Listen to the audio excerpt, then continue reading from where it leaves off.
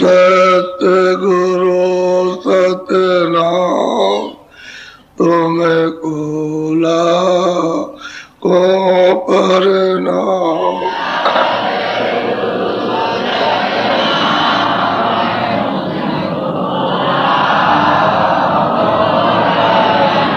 सतगुरु सतनाम तुम्हें कोला को परनाम।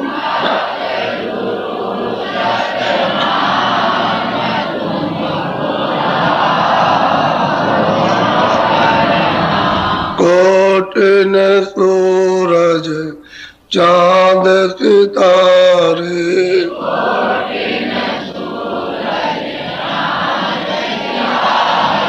रोम रोम में करे उजारे।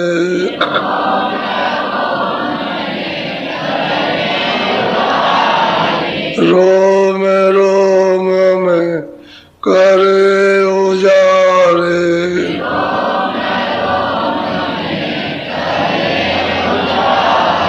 सत्य पुरुष करतार तुम्हें कोला को परनाम।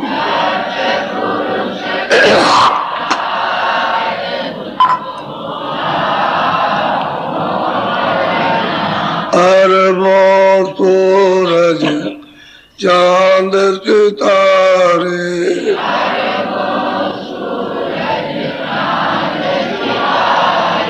अरबों सूरज चांद सितारे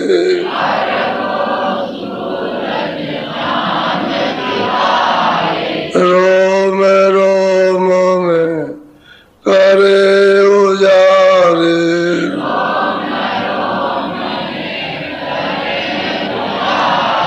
रोम रोम में करे उजारे।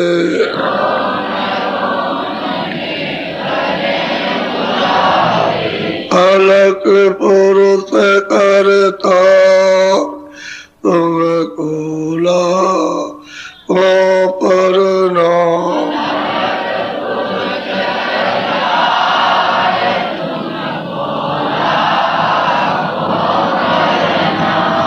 खरबों सूरज चांद सितारे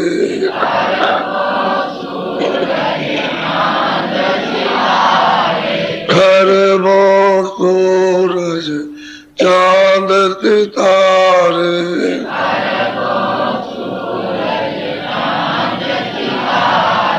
रोम रोम में करे उजारे।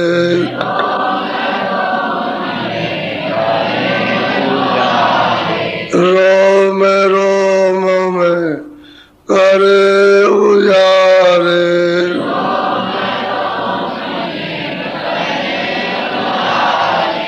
अगम पुरुष करतार तुम कोला को परनाम।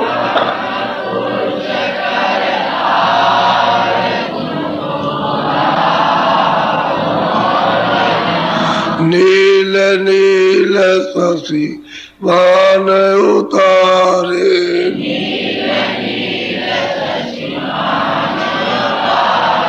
नील नील शशि मान उतारे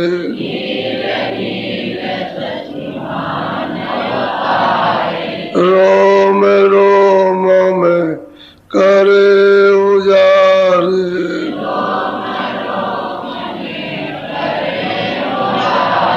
रोम रोम में करे उजारे।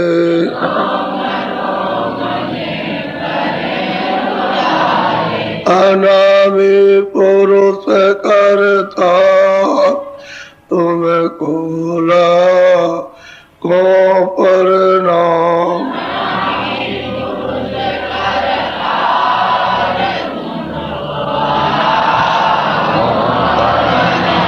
अनामी पुरुष करता तुम्हें कोला को प्रणाम।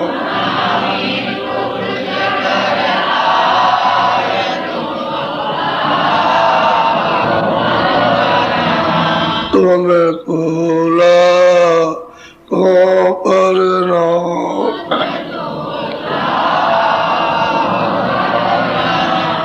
सत्य गुरु सतनाम तुम्हें कोला को प्रणाम।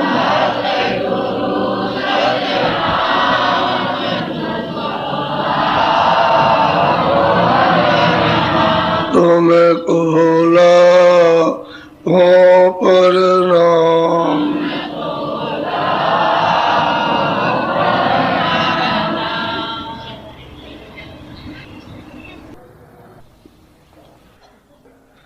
बोलो। मुरली नाद साध मन सोवा विसरस वादि विधि। कहते जब उसको आवाज को ये सुनने लगते हैं तो जितने भी मन के विषय सब बात हो गए, बात नहीं, सब अलग हो गए, नीचे हो गए। वहां ये विश्वास नहीं है, ये सब नीचे छूट जाते। काम है, क्रोध है, लोभ है, मोह है, अहंकार है, शरीर है, इसे इसी के तो विषय है। तो ये सब बिजनेस इंद्रियों के सब बात अलग हो गए। हमें सूरत का खेल शुरू हो गया। मन भी अपनी जगह पहुंच गया, वो भी अपने भंडार में हो गया, वो तो 3 लोगों का मालिक हो गया। अब क्या, अब तो उसको आजादी मिल गई। सूरत अकेली चले गया। अब सूरत का साथी शब्द, अब शब्द के द्वारा सूरत जाएगी। बोलो। देखेर कीर्ति लहर सूरत समाई मन तत देखी रहे टकलाई। तो सब अपनी आंखों से देख रहे थे एक टक होकर। सब रचना का विस्तार, बहुत बड़ी रचना है। सैदल कमल में और नीचे बहुत बड़ी रचना है, जो ये संसार के सामने तो कुछ नहीं कहा जाता। ये तो अगर उसको देखा जाए और इसको ये समझा जाए तो ये मतलब ये है कि क्या तिल के बराबर। उधर बहुत बड़ी रचना और उधर रूहों का, सुरतों का बहुत खेल है। बोलो।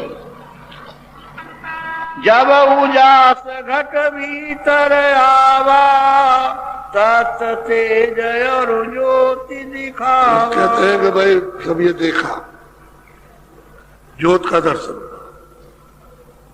सब तेज देखा, ज्योत का दर्शन हुआ। बहुत बहुत तेज है, बहुत ही तेज है। ज्योत में बहुत, क्योंकि 3 लोग का मालिक। बोलो। जैसे मंदिर दीपक वारा तैसे ज्योति होत उजियारा। अब वो स्वामी महाराज कहते हैं कि जैसे मंदिर बना, बहुत बड़ा, ये तो एक छोटा सा मंदिर बना लेते हो, उसमें एक दिया रख जो तेल बत्ती डाल के और जला देते हो, कह लेंगे ठीक, बहुत विशाल मंदिर। पूरा लोग, पूरे संसार का एक मंदिर बना दो एक, और उसमें एक दिया रख दो। इसी तरह से मंदिर है, उसी में ये दिया रखा हुआ, उसी में ये सूरत बैठी हुई है, इतने प्रकाश। और वहां तेल बत्ती की कभी जरूरत नहीं, वो तो ऊपर ही से सब जल रहा और उसमें बैठी है। कहते हैं हमने उसको देखा अपनी आंखों से, वो सब कहते हैं मंदिर, और उसमें बैठे हुए ज्योति स्वरूप श्याम सुंदर इन्हीं को कहते हैं, ताकि किसी को ये न मालूम हो कि भाई उनका मकान नहीं, ऐसे बैठे चौड़ी मैदान में। इतना विशाल मंदिर और ऐसे कारीगरियों से जड़ा हुआ, नीचे से लेकर ऊपर तक। यहाँ वो कारीगरी नहीं। अच्छा, वहां सब रूहों की कारीगरी है, रूहों की, सुरतों की कारीगरी है वहां।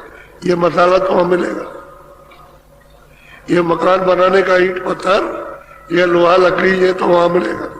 बहुत कारीगर है। और जो महल उनके ऊपर में जो बना हुआ मंदिर जो बना है, उसमें कितनी चमक है, कितना प्रकाश है उसमें, दिखाई दे रहा। हाँ, अब 3 लोग का मालिक कोई अंधेरे में थोड़ी बैठा, 3 लोग तो बहुत बड़ा रूप है। बोलो। ज्योति उजास फाट पुन गए। बस वही बात है कि जब जोत मतलब ये जब उसको गोस्वामी ने देखा और खुश हो गए तो दरवाजा खोल दिया। उसे वो कहते हैं फाट गया, यानी खुल गया। फटने का मतलब खुल गया, जैसे कि फाड़ दिया, खोल दिया। ऐसे कह लगे भाई दरवाजा तोड़ दिया, उसको तोड़ना कहते हैं। बिल्कुल फट गया, तब अंदर में प्रवेश हो गया उस पार के लिए। हर भक्त ने समझाया कि साधुओं को, जिज्ञासियों को ये चीज पता चल जाए, मालूम उनको कि हाँ ये है। अब वो देख रहे हैं और फिर उसका परिचय बता रहे हैं, रूप बता रहे हैं। ये सब जो चिन्ह बताया चिन्ह है, जो वहां है वो यहाँ तो कहने में आएगा नहीं, लेकिन कुछ ना कुछ तो इशारा करनी पड़ेगा। ऐसा है, इस तरह का है, इस तरह का। और महात्माओं ने और कुछ कहा, अच्छा इसकी परछाई इसी सैदल कमल की जो मंदिर बना है जिसमें बैठे हुए बहुत जगह पड़ती है, इसकी उस पर्दे पर, क्योंकि आकाश बहुत है, इसकी उस पर्दे पर, उस आकाश की उस पर्दे पर, उसके नीचे। और तो जिसने जो झलक देखी तो किसी ने उसको पतला कर दिया, किसी ने उसको ऐसा कर दिया, किसी ने चौड़ा कर दिया, लेकिन असल में पूरा देखने को तो संतों को मिलता है। और किसी को देख लो, किसी ने झलक देख ली, भाई चर्च को पतला बना दिया, मंदिर को ऐसा कर दिया, किसी ने कुछ देखा, किसी ने कुछ देखा, लेकिन यह है संत इसको पूरा देखते हैं। वो अधूरा बहुत विशाल, उसको महल भी कहिए आप, विशाल महल कहिए, लेकिन जो शकल है वो इस तरह की शकल है कि मंदिर भी कह सकते हैं आप और महल भी कह सकते हैं। उसमें ये विराजमान बैठे, और जब इनका मुख खुलेगा तो बिल्कुल ऐसे जैसे लाखों और करोड़ एक साथ निकल जाओ, ऐसा है इस तरह का। तो जोत फाट यानी मुंह खोल दिया और रास्ता दे दिया जाने का। बोलो। अंदर चांद तेज असभय। कहते फिर अंदर बड़े बड़े मतलब ये चंद्र लोग, 1-2 चंद्रमा, 1-2 सूरज उधर में दिखाई देते हैं, सूरजों की फर्श, चांद की जमीन पर फर्श बिछी हुई। इतने तो घास के टुकड़े भी नहीं होंगे, जो धूप होती है घास की, समझ गए, इतने तो उसके टुकड़े ऐसे चांद बिछे हुए, और चांदों का आकाश। उधर का कुछ और खेल है, उसको महात्माओं ने सब इशारे में वर्णन किया है। अब ऐसे कोई कहने लगे तो आप उसको मूर्खी कहो, क्या बकरा मूर्खी कहो, लेकिन जब प्रमाण मिल जाएगा तब आपको सोचना पड़ेगा मूर्ख। ये तो अगर वैसे बोलो तो मूर्ख, और किसी का प्रमाण दे करके बताओ तो सच्ची बात। अब एक का नहीं, दूसरे का नहीं, तीसरे का, तीसरे के, चौथे संतों का, फिर उसका, फिर तो 100 का और 1000 का। जब प्रमाण दिया तब तो ये होता कि नहीं, ये कोई एक की बात नहीं, एक पागल की बात नहीं। और संतों को तो वैसे ही पागल लोग कहते हैं, नास्तिक कहते हैं, तो नास्तिक पागल ही होता है। सब विद्वानों जितने भी यहाँ के, सबने संतों को, सबने नास्तिक कहा ये पागल है। तो पागल तो दुनिया से रहेंगे, और मालिक के लिए होशियार, उससे वह ज्यादा कौन होशियार है? जो ईश्वर को देख ले, पा ले, उससे ज्यादा होशियार कौन हो सकता है? और फिर ये कलयुग में और युगों में तो अभी तक कोई प्रमाण नहीं कि मैंने इस ज्योतिषरू को प्राप्त किया, ये कहीं प्रमाण। नीचे का ब्रह्मा विष्णु महादेव, इनका उन्होंने छाया देख ली, वो ठीक है, लेकिन ये है कि इनको नहीं पा सकते, किसी किताब में नहीं है, ये पा लिया। संतों किताब में मिलेगा, संत जब रहेंगे तब बताएंगे, उन्होंने देखा तब बता। बोलो। तो सूरज और चांद खिले हुए, 1-2, ये तो एक ही सूरज तुमको, ये वहां अनगिनती गिनते रहो तो गिनने में जाए। बोलो।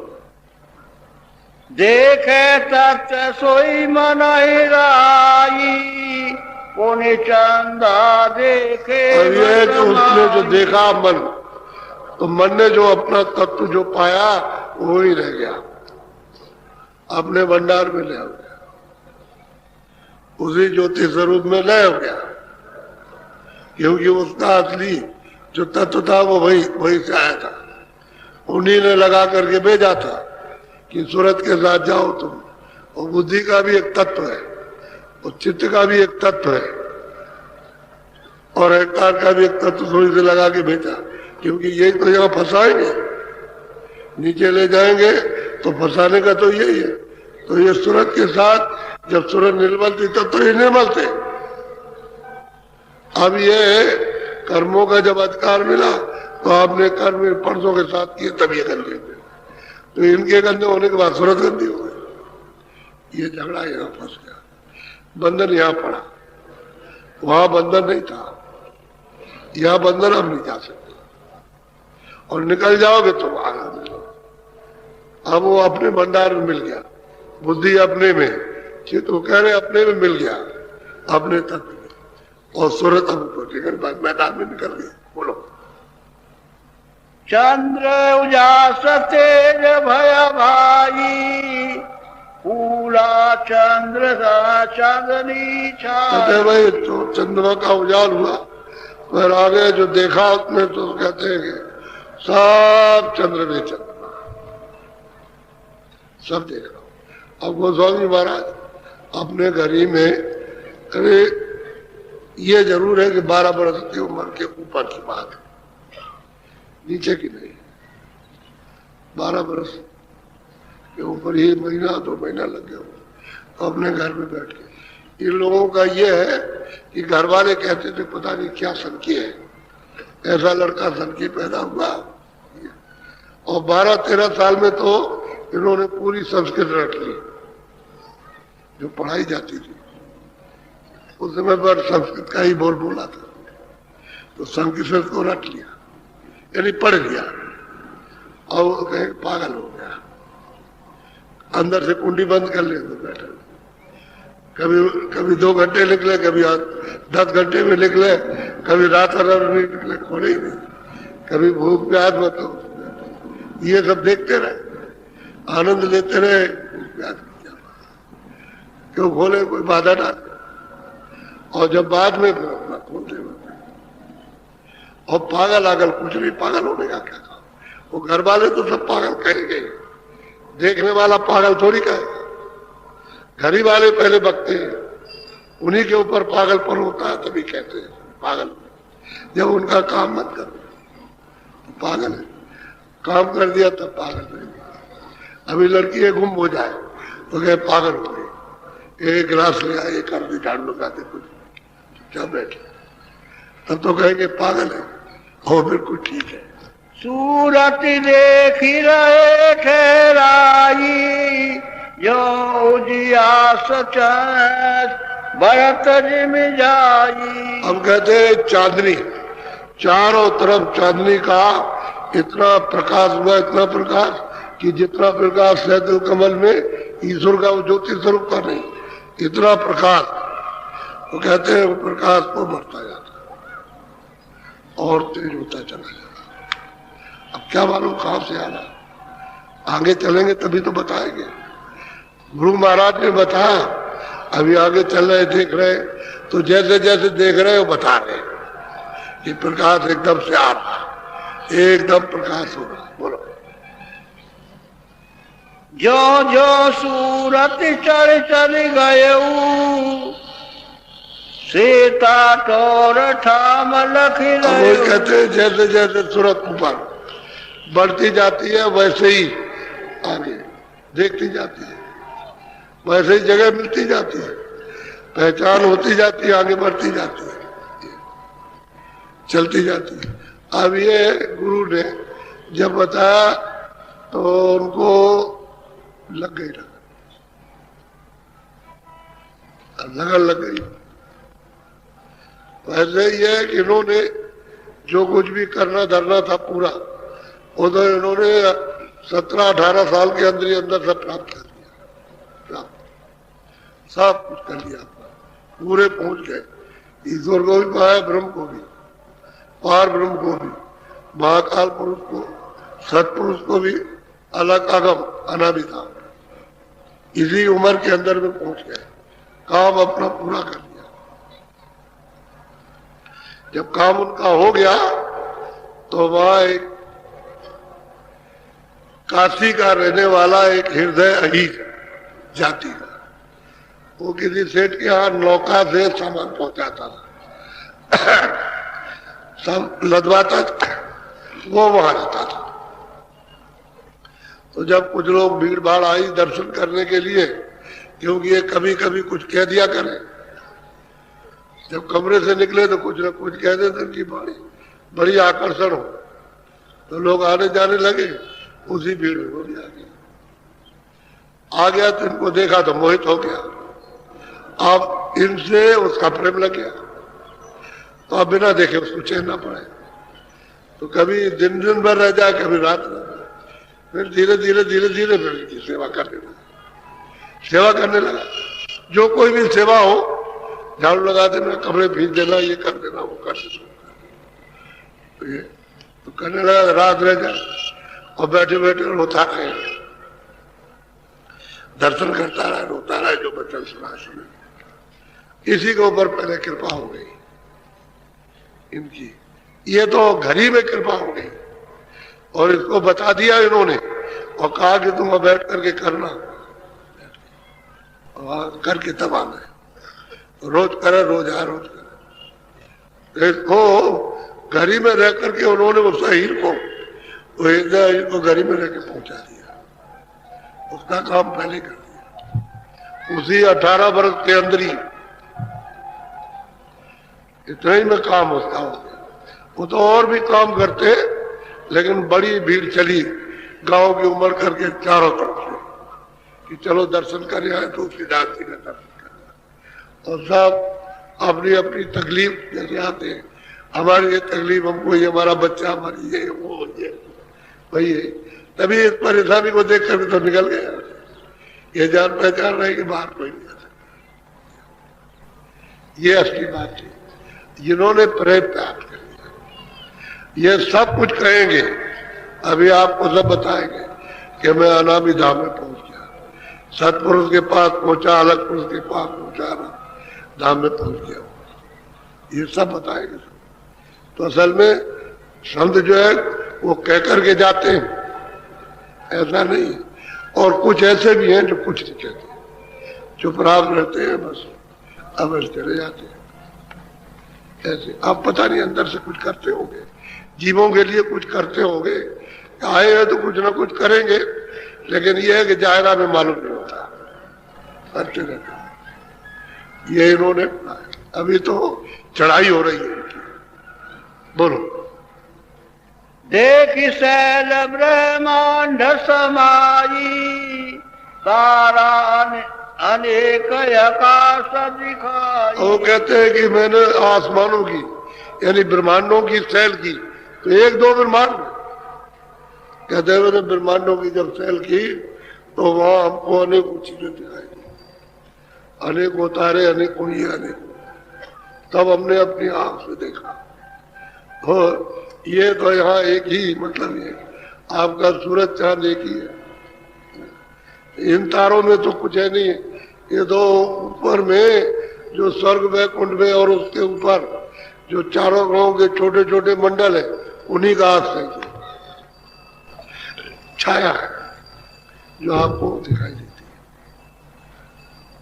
असली तारागण मंडल से छाया। इसलिए तो उन्होंने कहा कि जो ऊपर जो रूप है उसकी छाया है, तो ये सब छाया, पृथ्वी की ये भी वही की छाया पड़ी, जल भी है उसी की छाया, अग्नि भी है उसी की छाया, वायु भी, आकाश सब छाया। और छाया मतलब ये जड़ हो गई, ऊपर की छाया पड़ी। और वहां ऊपर में कहते हैं हम बहुत ब्रह्मांडों को देख रहे हैं, खुल्लम खुल्ला सैल की है, सफर की, और इतने इतनी तेज सफर में कि एक सेकंड का एक पलक लगे तो मतलब ये है कि करोड़ों जो जन चले जाए, पता ही नहीं चलेगा। ऐसी सफर की।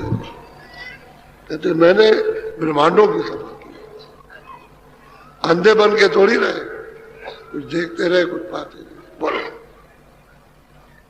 मही और गगन देखी उरमाई और अनेक हमको स्वामी महाराज कहते हैं कि मैंने वहां की जमीन, ये जमीन नहीं, वहां की चेतन जमीन जिस पर सूरज चांद ये जिस पर सितारे बिछे हुए हैं, वहां की जमीन और वहां का आकाश मैंने, यानी और वहां अनेकों चीजें मैंने देखा हुआ।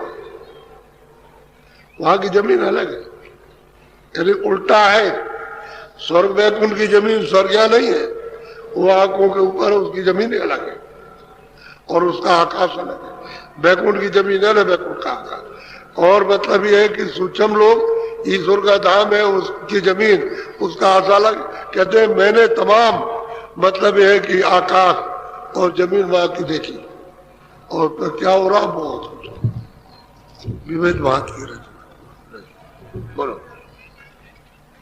कछु कछु दिवस से सकीना उगा भानु तेज। हमको स्वामी जी महाराज कहते हैं कि ऐसे मैं बराबर नित्य ऊपर जाके सफर करता रहा, ब्रह्मांडों में, अनेकों ब्रह्मांडों में घूमता रहा, और सफर करते करते एक दिन सूरज हो गया, एकदम निकला, एकदम सूरज निकला और दिखाई देने लगा। वही ब्रह्मदेव का दर्शन हुआ, यानी मतलब उनका रूप ही वही है। साफ कहा कि सूरज हो गया, एकदम से किया, सूरज हुआ, उसको उन्होंने देखा, आंख से देखा, यदि ब्रह्म का साक्षात्कार आंख से किया। तब उन्होंने कहा कि उसे सैर करते करते, सफर करते करते ब्रह्मांड की एकदम चढ़ गए तो सूरज निकल आए। अब चढ़ गए त्रिकुटी मुकाम पर तो वहां सूरज दिखाई दिया। बोलो। तारा चंद्र तेज मिटी गयऊ, ध्यान मान घट भयो। सब हमको ऐसा दिखाई दिया कि ये तो सब इनका चला गया, और मध्याह्न का दोपहर का सूरज जैसे गर्मी में आ जाता वैसे अब ये तो सब मिट गया। अब दिन में अगर तारे निकले, आकाश में अभी निकले, चांद भी निकला रहता है, ये तो निकले हुए, लेकिन जब प्रकाश दोपहर में आता है तो उसमें उनका प्रकाश हो जाता है। ऐसे ही जब सूरज निकला तो जितने भी चांद और तारागण, जितने मंडल जमीन से कहते, सब पता नहीं कहा छुप गए। ऐसा मतलब उनका तेज है, और ब्रह्म तेज तो है इसमें। ये सृष्टि के यानी कारण ये ब्रह्म है, यही कारण बीज पड़ा, इन्हीं से शब्द, स्पर्श रूप रस गंध, ये 5 चीजें इन्हीं से मिलेगी, यही कारण। अगर इसको सूरत में उतार दिया तब तो आजाद हो जाएगी, तब तो इस समुद्र पुल पार चली जाएगी, भवसागर से पार। और कारण बीज को खत्म नहीं किया त्रिकुटी में, ब्रह्म का साक्षात्कार नहीं किया, तो फिर कारण बीज के अंतर्गत रहेगी, तो फिर कभी भी आ जाएगी। जितना समय वहां का दे रखा वहां रहेंगे, जितना समय नीचे का वहां रहेंगे, जितना स्वर्ग वैकुंठ का या किसी लोक का वहां रहेंगे, उसके बाद हो जाएगा। तो फिर इसी भाव में आओगे जगत में, इंद्रियों के फिर जाल में कहीं पाप कहीं पुण्य, और फिर 84 चले जाओ, वही सोचते 84 चले जाए। तो जो मुकाम थोड़ी देर तक का है वो तो टिकाऊ नहीं, वो तो वहां से परिवर्तनशील है, लोग आ जाएंगे। इसके पार हो जाए तो फिर नहीं आएगा, कारण बीज खत्म हो जाएगा। शब्द स्पर्श रूप रस और गंध का बोध बिल्कुल खत्म, फिर यही सूरत ऊपर चली जाएगी तो शब्द रूप हो जाएगी, शब्द स्वरूप है, संधि हो गई, इसको ये बोध नहीं रहेगा। शब्द क्या, स्पर्श क्या, रूप रस क्या, अब वो दूसरों को देने लगेंगे। ये सूरत की ये चाल है। बोलो। जो दोपहर गगन रवि छाई, तैसे उजास भया घट माही। हमको स्वामी जी महाराज कहते हैं भाई जिस तरह से गगन में सूरज ऊपर हो गया, चारों तरफ उजाला हो गया, ऐसे कहते हैं घाट पर उजाला हो गया। ये घाट यहां से लेकर के देखो, अरे बीच में बादल रहे वैसा, यानी मतलब ये है कि जैसे कोहरा पड़ता है वैसे बादल अगर रहे तो आपको कम दिखाई देगा, और बादल आ जाए तो बिल्कुल नहीं दिखाई देगा। कभी कभी सफेद बादल होते हैं, कभी है, तो बीच में कोई भी किसी तरह का यानी बादल का या कोयले का या कर्मों का कोई निशान नहीं, तो वो और ये घाट एक है। यहीं से बैठ कर सोचे इसी तरह से, तभी तो कहते हैं कबीर कि छिन आओ छिन जाओ, यानी छिन कहते हैं सबसे छोटा समय, और उससे छोटा समय कोई नहीं हो सकता, उतने में आओ जाओ। ये है सामने, कहते हैं घाट से दिखाई देता, यहां से यही अपना घाट, ये निर्मल हो गया, पवित्र हो गया। बोलो। ताके मद में निरखी निहारा, घट में देखा यगम पसारा। तो मैंने देखा है कि घाट पर उसके मध्य में जाकर के वहां देखा है उधर तो बहुत पसारा है, बहुत। अब उधर जाएंगे, उधर जाकर के पार ब्रह्म, और पार ब्रह्म के पार जाकर के तब प्रयागराज, तब प्रयागराज वो मिलेगा जिसको उन्होंने कहा यह प्रयागराज नहीं, यह तो ये मिट्टी और मलमूत्र है और पानी है, और यह क्या है, इस प्रयागराज पर निकला। कहते हैं उधर तो बड़ा अगम पसारा, कि अगम कहते कहने में नहीं आता वो हमने वहां जाकर के अपनी आंख से देखा। बोलो। सात दीप पे रथी नौखंडा, गगन आकाश सकल ब्रह्मांडा। ये सब चीजें हमने देखी, बड़े बड़े हमने दीप देखे, कितने हमने लोग देखे, समझ गए, और ये सब कितने गगन, कितने तारागण मंडल, कितने सूरज और चांद, इन सबको देखा, भिन्न भिन्न करके अलग अलग सबको जाना, और उस दृष्टि से तो सब जाना ही जाता है, सब देखा जाता है, तो दिव्य दृष्टि है, हमें आंख को सबके अंदर है। तुम ऐसा क्यों समझते हो कि मेरे पास आंख नहीं है, किसी दूसरे को लेके क्यों कहते हो, तुम्हारे सबके पास आंख। तुम थोड़ा सा प्रयाग करो इधर और यहाँ बैठो तो तुम्हारी आंख खुल जाएगी। अब तुम बैठो ही ना, तुम कुछ करो ही ना क्रिया, तो चेतन क्रिया तो करो। तुमने आंख जब से बंद की तब से आंख बंदी रही, ऊपर की तरफ देखा नहीं। अब ऊपर की तरफ देखो तो तुम्हारी क्रिया शुरू हो जाए। अब तुम्हारी आंख तुम्हारे पास है, तुम दिन भर बंद किए रहो तो क्या दिखाई देगा? अरे भाई खोलो, और खोलो, जब खोलोगे तभी तो दिखाई देगा। तो आंख खोलते ही नहीं, तो आप कहते हो कि आंख हमारी नहीं खुलती। तो तुमने 6 महीने, साल भर, 2 साल तुमने आंख बंद करने की आदत डाल रखी, अब नहीं खुल सकता। अब कोई प्रकाश देखोगे तो सहन नहीं होगा। असली बात यह है कि मुद्दत हो गई, अब आंख खोलने में डर लगता है। प्रकाश जो है उसको बर्दाश्त नहीं कर सकते। पहले तो जब आए थे तो बर्दाश्त करते हुए आए, अब वो छूट गया, अब उसमें बहुत रोशनी। तो आंख जो है सामने टिकती नहीं है। दरवाजे के तुम्हारे पास दरवाजा है, आंख भी तुम्हारे पास है, और कान भी तुम्हारे पास है, सब कुछ तुम्हारे पास। अब भेद जानना चाहिए, उसके लिए महात्मा ढूंढो, उसका भेद सब जानता हूं, मिल जाए तो करो, थोड़ी सी मेहनत करो, थोड़ी सी, इतने में काम बन जाए। अब ये लोग करने तो लगे, इधर 3 साढ़े 3 बरस से अब इन्होंने शुरू किया, अब करने लगे तो इनका होने लगा, बहुत लोगों का होने लगा। अब करने लगे और दया कीजिए, अब धीरे धीरे करो, दया हो जाए। दया तो हो ही रही है, उस दया को अंदर हजम करो, उबलो मत। उसको जितना हजम करते जाओगे उतनी स्थिर होती जाएगी, उतने आगे बढ़ते जाओगे। और जितना ही तुम उबाल खाओगे उतरे 4 रुक जाएगी और नीचे उतर आओगे। ऐसा मत करो कि ये चीज कच्ची है, इसमें इधर उधर कुछ। इसी तरह से वो जो कल स्त्री जिसका सुनाया, जिसको इतनी प्यास और इतनी तड़प कि बगैर उनके दर्शन के खाना, और रात रात भर रोते रहे, और अब ज्यादा रो रहे। जब दर्शन कर लिया बहुत ज्यादा, अब तो रात दिन का रोना। जब तक वो मिल ना जाए तब तक ये बंद थोड़ी होंगे रोने से। घर में बैठ करके रोते, जब वो मिल जाएगा तभी चुप होंगे।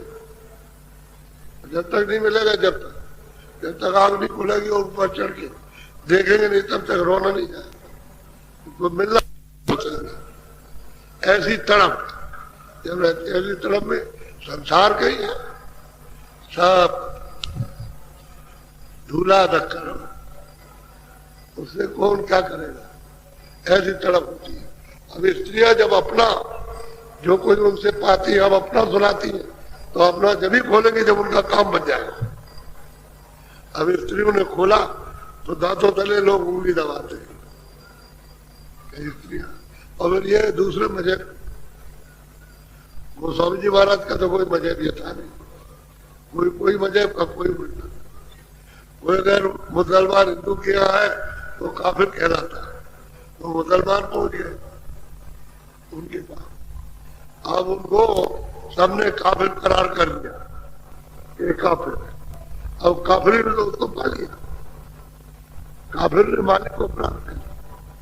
अब आप कहते हो तो अब ये हिंदू जाने लगे उनके पास, तो कहते ना जो उनके पास है।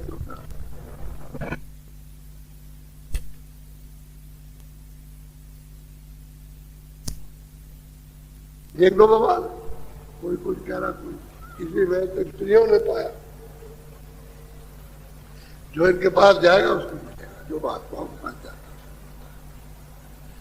तो मैं आज पहले बैठ गया था, आप वहां लेन में बैठे थे वहां अंदर, तो अब मुझे ज्यादा परेशान मत करो, मैं अकेला, आप बहुत हैं और आप भांत भांत की चीजें लेके बैठे हो, और मैं अकेला आदमी, मुझे वैसे ही रगड़ते रहते हो, मैं वैसे ही डरता हूं, लेकिन अब क्या करूं मतलब। तो वह बाहर से अब लोग जो है, इनकी छुट्टी नहीं है, या घर बंद कर आए, या जानवर है, या कोई रखवाला नहीं है, कोई सामान चोरी कर ले जाए, जानवर खो ले जाए, या खेती पाती की रखवाली कौन करे, तो सब लोग आए, काश्तकार भी आए, दुकानदार भी आए, दफ्तर वाले भी आ गए, मजदूर भी आए, कोई बीमार, कोई बुढ़ा है। तो अब ये बात, तो उन्होंने आज छठवां दिन है, आज छठवां दिन है, कल भंडारा हो गया, आज छठवां दिन है, और 10 तारीख तक के लिए 7 तारीख है, 10 तारीख के लिए कहा गया था कि 10 तारीख तक, 2 से 10 तक होगा। तो अब कुछ लोग ये चाहते हैं कि हम घर चले जाए, क्योंकि कुछ छोड़ आए थे, अभी जब जाएंगे तो गाड़ी में औरों को बैठाएंगे कि अभी 3 दिन है, अभी चले जाओ।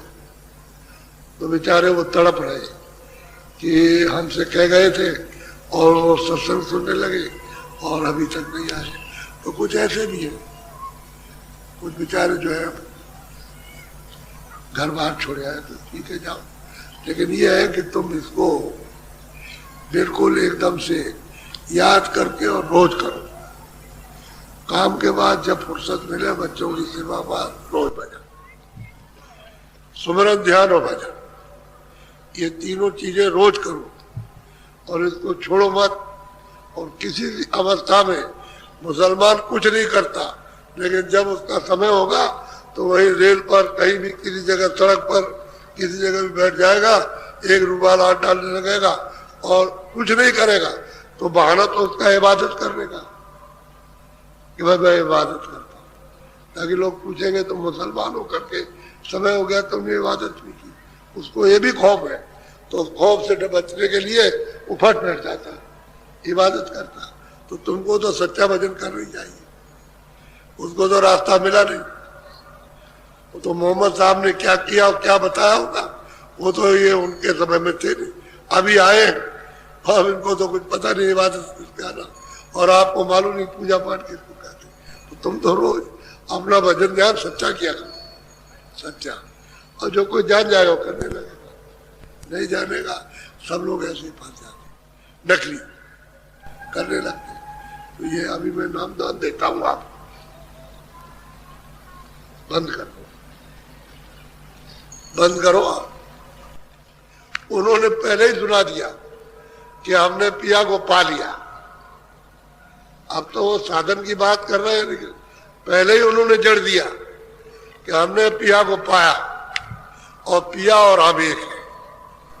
अब ये बात पक्की हो गई कि मालिक को उन्होंने पा लिया।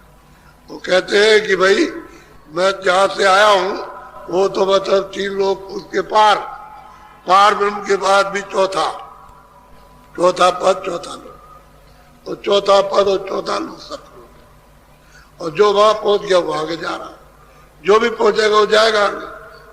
क्या जरूरत है आगे कहने की, पहुंच जाएंगे वहां, जब जाएंगे आगे पहुंच जाएंगे। तो जो पहुंच गए जहां, वहां उन्होंने सबने बताया। इसी तरह से तो आपको मैं नामदान दूंगा। अब यह है कि जो तो यूं कहो कि गुरु महाराज की कृपा है कि ये वर्षा हो रही नहीं, होती नहीं है, इस तरह से कोई नहीं बताता, इस तरह से कोई बताता नहीं है। कहीं भी आप देख लीजिए, अभी तक तो कोई मिसाल नहीं, लेकिन गुरु महाराज ने कहा था कि जीव है भूले भटके, इनमें कोई रास्ता पा जाएगा। कहते थे कि कोई रास्ता पा जाएगा तो चल देगा, रास्ता नहीं पाएगा तो क्या। अब जिसको रास्ता मिले न चले तो तुम्हारा उसमें कोई दोष नहीं। कहते थे गुरु महाराज, वो जो बैठे हुए हैं, वो जिनका चिन्ह बन रहा और फोटो उनकी लग गई, उनको आप देख लीजिए, यही गुरु महाराज जिन्होंने रास्ता बताया। तो कहते थे अगर नहीं चलेगा तो मौका, उसको मौका तो मिला कि हमको रास्ता मिला, हम नहीं चला, और उसकी जिम्मेदारी। तो रास्ता मिलना चाहिए, अगर कहीं उसकी इच्छा जग गई तो कर लेगा और निकल चलेगा यहाँ से, और नहीं तो फिर जाने। जीवों के पल्ले तो कुछ पड़ने वाला है नहीं, ये तो संसार में फंसे पड़े हुए, वो कहाँ करते थे। तो ये असल में उनका आप दर्शन कर लीजिए।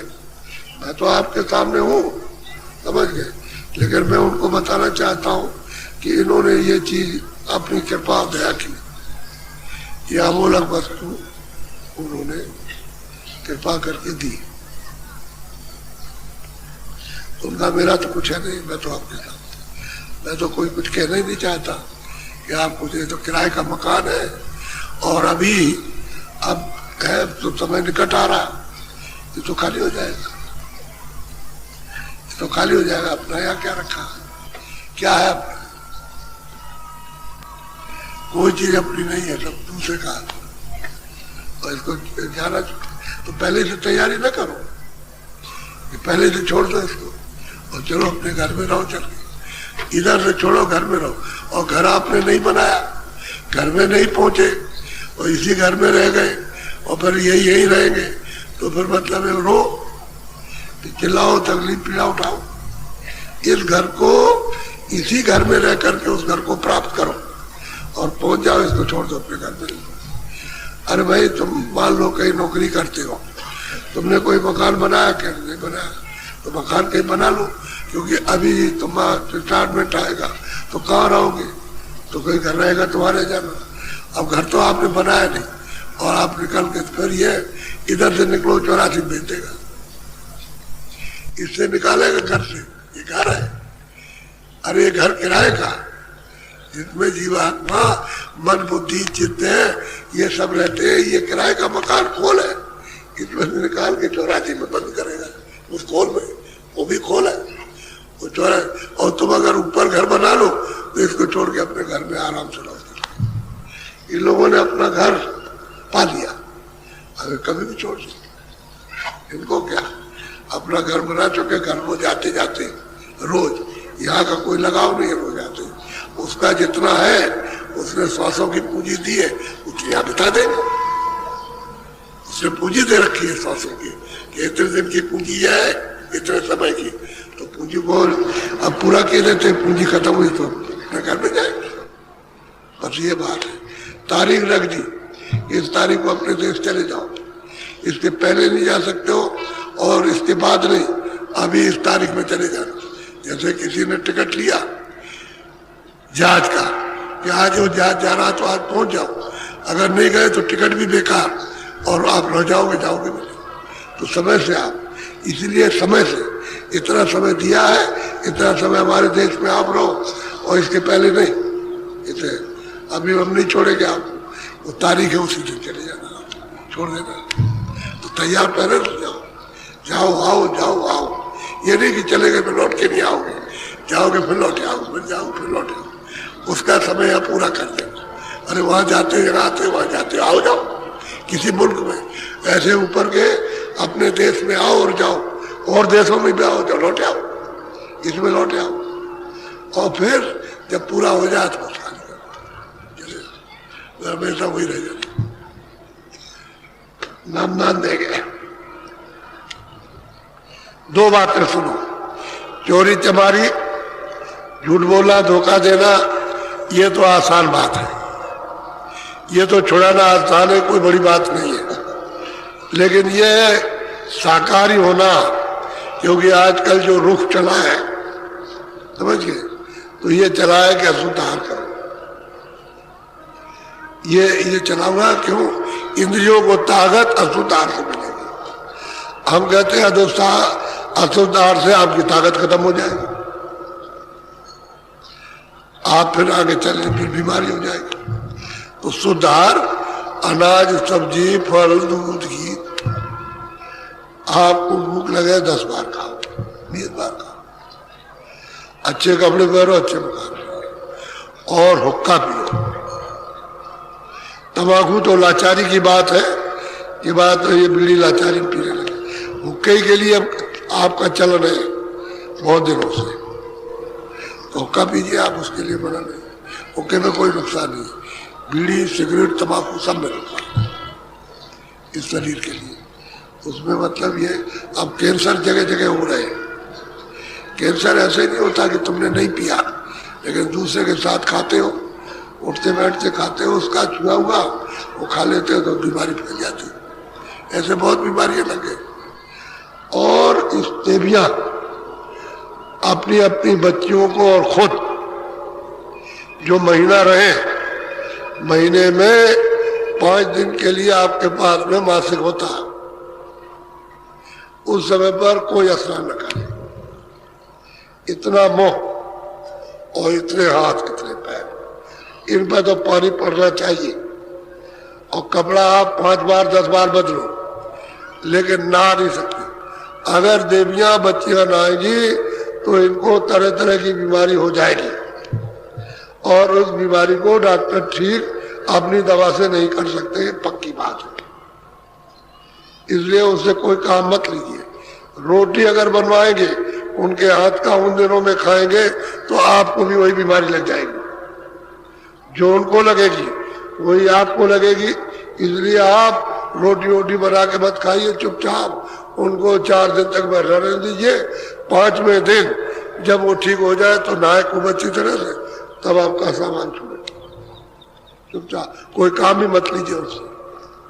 बोझे का है अग्नि के पास, ऐसा काम आपको चुपचाप बैठी रहे, लेटी रहे, और जिनको रास्ता मालूम भजन करे, भजन में मना नहीं है, भजन करे, लेकिन 4 दिन तक अपने बच के रहे, 5वें दिन शाम को रहा।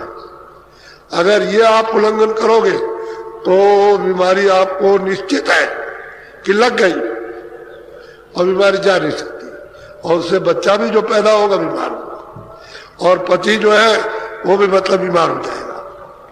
ये बीमारी सब हो जाएगी, तरह तरह की बीमारी फैल जाएगी।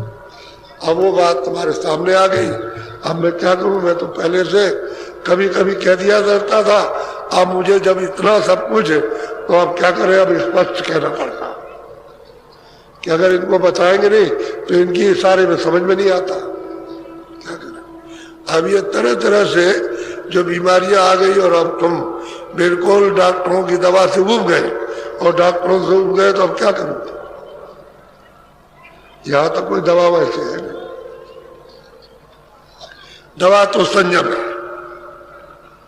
वो असली दवा है। तो आप संयम से रहो और भजन करो, तब तो तुम्हारे ऊपर में ये असर हो सकता। और संयम से नहीं रहोगे और भजन नहीं करोगे तो बीमारी के शिकार हो। अब रोज चिल्लाओगे, चले जाओ चिल्लाते हुए, कोई क्या करेगा? तुमको जो बात बताते हो नहीं मानते। कपड़ा मना किया नहीं खाना, मकान में रहना मना नहीं किया, बाल बच्चों के बीच में तुमको छुड़ाया नहीं, उसमें रहो, दफ्तर छुड़ाया नहीं, खेती दुकान, तुम वैसे ही शंका करते हो बेमतलब कि हमारा घर छूट जाएगा, बच्चे कैसे बच्चे छूट जाएंगे? अरे भजन करना के बच्चे छूटते हैं, घर में रहो, भजन का एक समय है, उसमें भजन कर लिया, और जो जिम्मेदारी उसको काम को करे। भाई तुमको अपने शरीर का भी तो पालन पोषण करना, तो तुम यही समझते हैं कि हमारे साथ जो जिम्मेदारी है, चलो ठीक है हम भी अपना कर रहे हैं, उनका भी हो रहा। जिम्मेदारी है, उसको निभाना तो है, उसको निभाना। या एक भी साधु बनाने वाले नहीं है ना हमारे, हमने तो खुद कहा था कि गुरु महाराज जी मतलब ये है कि कोई काम काज करके पेट भर लिया करके नहीं। अब जिस काम के लिए निकले आए और छोड़ दिया, भजन कर लो। और हम तरीका बताते हैं कि जब तुमको कुछ रोटी वोटी खाना है तो भीख मांग जाओ, चले जाओ 7 घरों में रोटी मांग जाओ, कोई सब्जी अभी लेने की जरूरत नहीं, एक रोटी मांग लो और सब दे देंगे रोटी।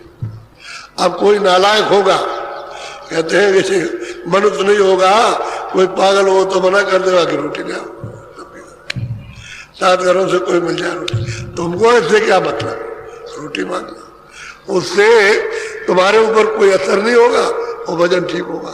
और वैसे मुफ्त का खाओगे तो भजन नहीं कर सकते, भीख मांग के लिया या कोई काम करो, तो काम क्या करना, ये भजन कर ले।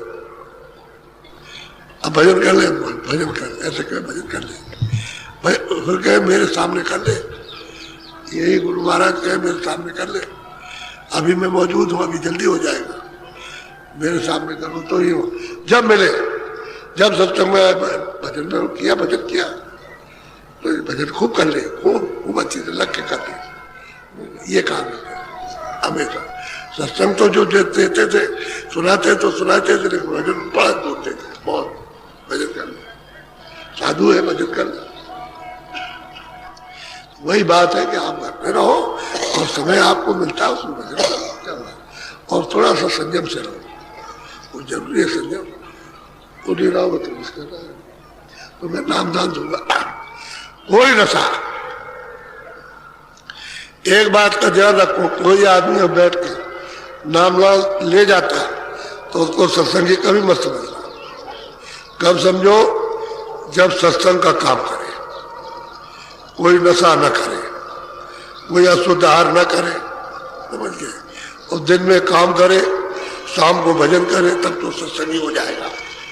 और यहाँ से ले गया नशा भी करता है, पागल रहता, और फिर उसके बाद अशुद्ध आहार, तो सत्संगी नाम का भी नहीं, वो है ही नहीं।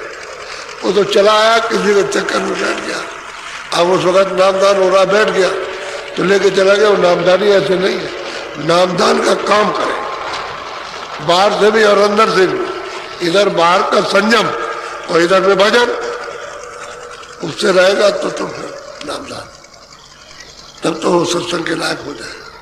और ये ऐसे नहीं होता। ऐसे गुरु महाराज सब बता के गए कि कौन सत्संगी होगा, कौन नहीं होगा, कौन भजन कुछ तरह से किसको क्या भजन करने और काम करने का, कौन सब बताया, सब बताया उन्होंने, सब सिखाया पढ़ाया सब अच्छी तरह। और कैसे लोग होंगे, क्या होगा, ये सब वो समझा के गए।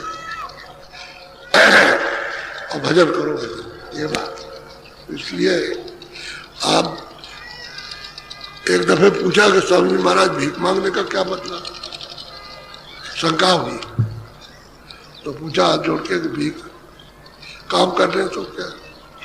हाँ काम कर सकते हैं, लेकिन भीख मांगने का ये है कि तुम्हारे अंदर जो गुबार होगा गुबार अहंकार का, क्रोध का, इसका उसका, ये सब निकल जाएगा। भीख मांगने का ये है, उससे आपको हर तरह के शब्द मिलेंगे, तुमको उनको सबको बर्दाश्त करना। भीख मांगने नहीं कहते सीधे रोटी दे देगा, ऐसे नहीं देगा, सीधे वो गाली भी देगा तुमको तरह तरह की, ये कहा उन्होंने। तो उससे तुम बिल्कुल एकदम से तुम बर्दाश्त करना, चाहे जितनी खराब गाली दे तो उससे बर्दाश्त हो जाएगा। और फिर देखना कि तुम्हारी जेब में कहीं रखी है कि नहीं रखी है, उसने जो गाली दी तुम्हारे पास ढूंढना, उसको ये ऐसे समझाते थे वो। कहते इसको देखना। तो मैं भीख मांगने गया, यही कई गांव में गया, मथुरा में।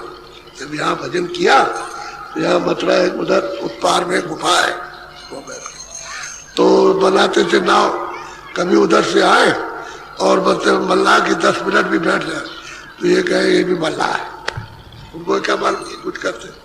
तो भीख मांगने गए तो बहुत बुरी बात है, बहुत गाली गलौज की। तो हमको तो गुरु महाराज की बात याद ही था, हम तो चुपचाप खड़े रहे। खड़े होकर के देखिए देवी बोली, अरे ए साधु यहाँ हो। अरे उसकी बात क्या सुनते हो, आओ यहाँ, हम देंगे रोटी। वो क्या देगा, वो क्या देगा मतलब है, वो ऐसा रोटी नहीं दे सकता, वो आदमी नहीं है। उसको ऐसे शब्दों में कहा कि वो हम भी नहीं, कहने में शर्म लगती है, ऐसे शब्दों में कहा। उसकी स्त्री ने इधर आ, उसके यहाँ कभी मत जाना। हमने कहा अच्छी बात, कोई बात नहीं है, लेकिन ये है। अच्छा, हमारी कुछ ऐसी बात थी कि हम स्वामी जी से सुन चुके, तो हम उसके यहाँ फिर गए। तो जिसने उसने 10 गाली दी तो उसने 8 ही दी, और फिर उसके बाद में तुरंत उसने गाली दी, हम चले गए। तो चले गए तो उसकी औरत घर से आई तीसरे दिन, तो ये गाली दे रहा था।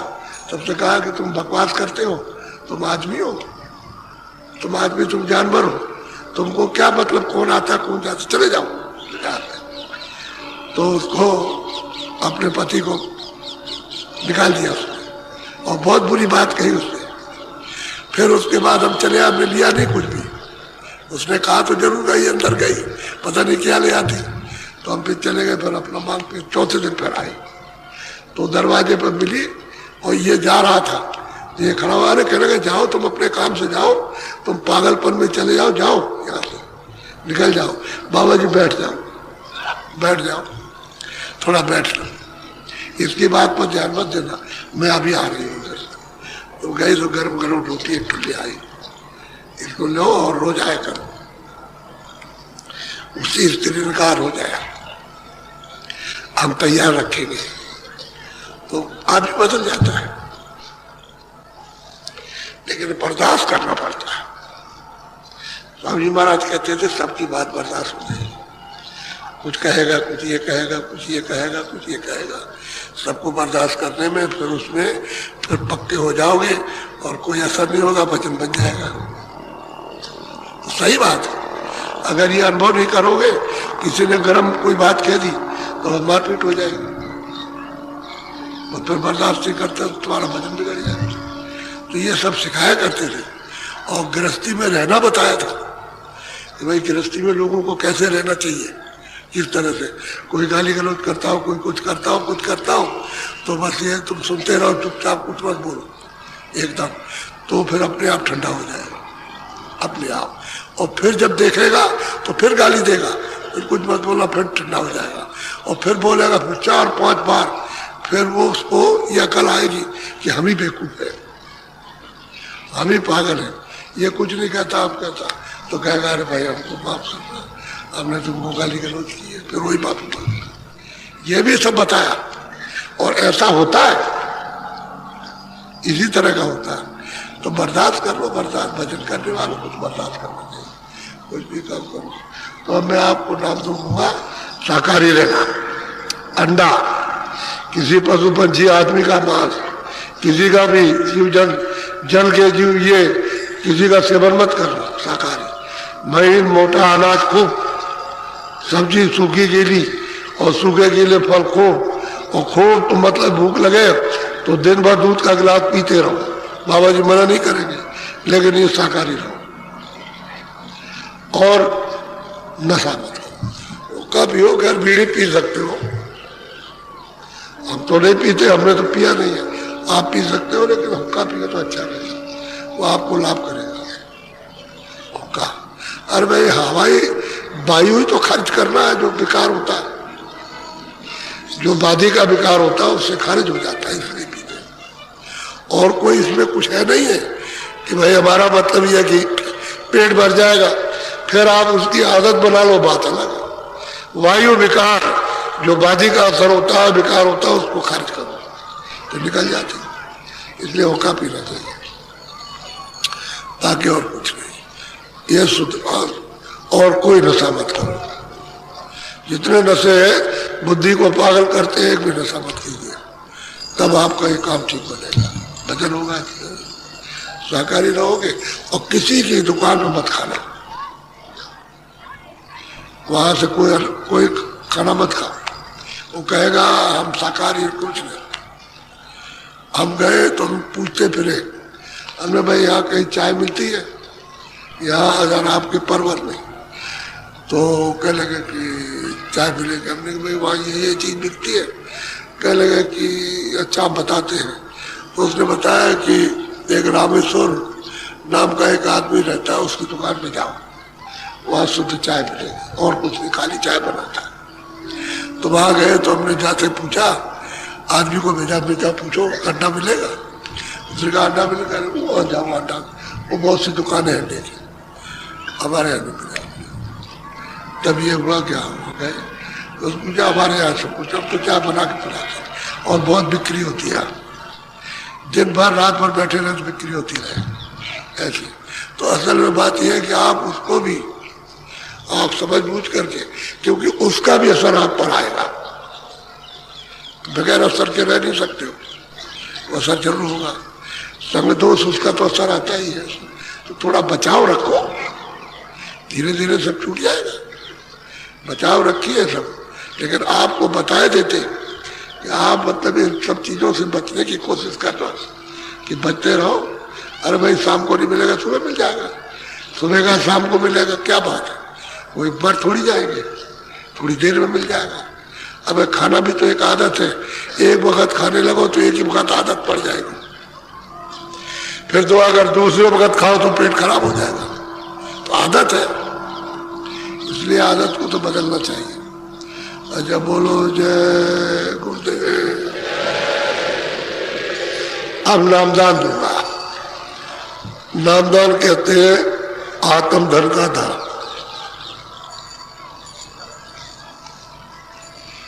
ये आप ले लीजिए, ये अमूल्य चीज है, ये मनुष्य रूपी मंदिर में बड़े सौभाग्य से प्राप्त होती है। ये अमूल्य निधि बड़े सौभाग्य से, अच्छे संस्कारों से प्राप्त होती है, उसको आपने तो जो जो चीज आपको बता दे वो तो आप किसी से कहना। तुमने अगर घर में स्त्री नहीं आई उसको बता दिया तो तुम्हारा नुकसान, उसका कोई फायदा नहीं।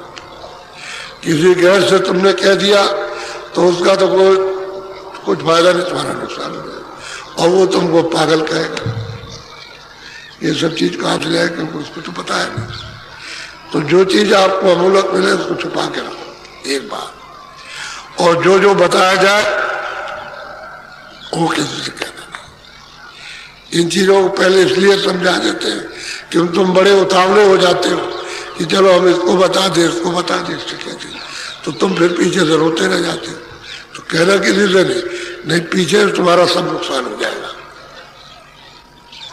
उससे आपका जरा भी लाभ नहीं होगा। उसको सबको छुपा के रखो, अंदर की वस्तु प्राप्त करो।